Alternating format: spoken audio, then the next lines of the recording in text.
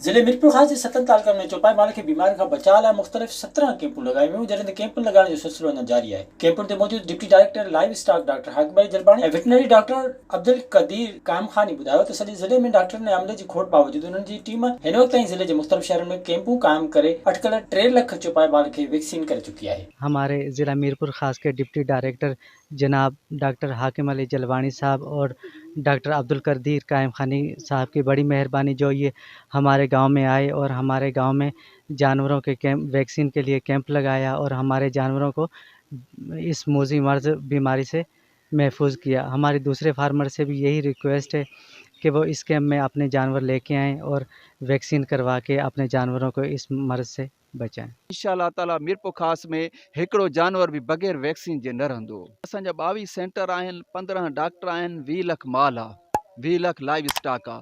असां तक़रीबन 3 खां 3.5 लाख जानवर खे वैक्सीन करे चुका आहियूं। असांजी त वधि में वधि कोशिशि आहे त असां सॼे जानवरनि खे वैक्सीन करे, छो त असांजो वैक्सीन जो सिलसिलो हलंदड़ आहे, 12 ई महीना हले थो। ईअं न त मूंसूं जे करे असां वैक्सीन पिया था कयूं, 12 महीना हलंदड़ आहे। पर हाणे मां वधि में वधि कोशिशि कयां थो कैंप्स लॻायां। हिकिड़े ॻोठ में कैंप्स लॻायां, ओसे पोसे जा आसे पासे जा जेके बि आहिनि लाइव स्टॉक उन कैंप्स में गॾु कयां, उन्हनि सॼणनि खे वैक्सीन थी वञे।